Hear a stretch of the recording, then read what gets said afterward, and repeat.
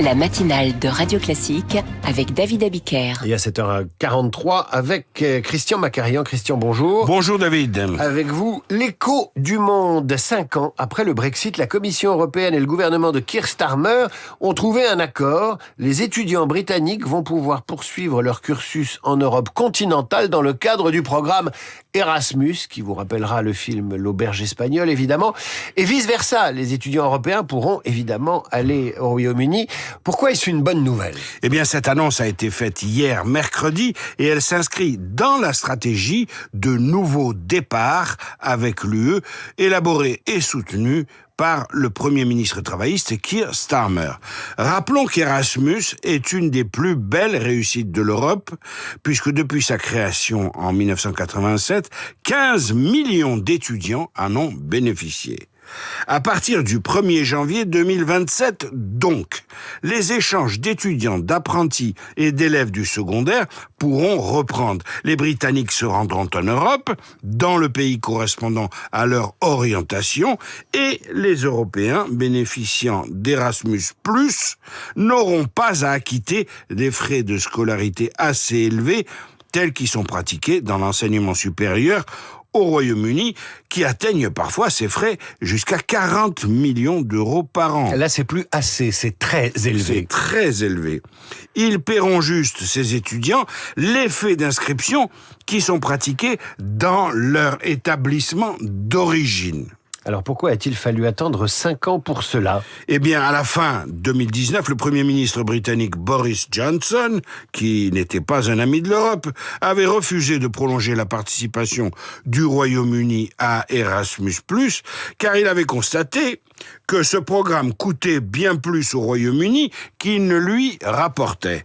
En 2018-2019, on avait dénombré 18 300 étudiants britanniques dans l'UE contre 30 000 étudiants européens inscrits dans des établissements britanniques. À la place d'Erasmus, Boris Johnson avait lancé en 2021 un autre programme d'échange baptisé Turing, du nom du célèbre mathématicien Alan Turing, programme qui était plutôt orienté vers des pays situés hors de l'Europe et qui a connu un succès, disons-le, moyen. Finalement, l'accord conclu hier est une bonne affaire pour tout le monde. Le budget du programme Erasmus+ bénéficiera de 620 millions d'euros supplémentaires en 2027 et Londres s'acquittera seulement de 25 millions d'euros de participation au programme. De quoi compenser la chute de près de 70% du nombre d'étudiants européens en Angleterre, Pays de Galles ou Écosse depuis le Brexit. Ça, il l'avait cherché. Est-ce un tournant dans les relations entre Londres et l'Union européenne ? Oui, c'est un tournant, David, parce qu'Erasmus+ devrait bénéficier tout de suite à plus de 100 000 jeunes dès la première année. Le retour à Erasmus+ ne concernera pas uniquement les étudiants universitaires, mais aussi les lycéens, les apprentis, les adultes en formation, les enseignants et même les professionnels du sport.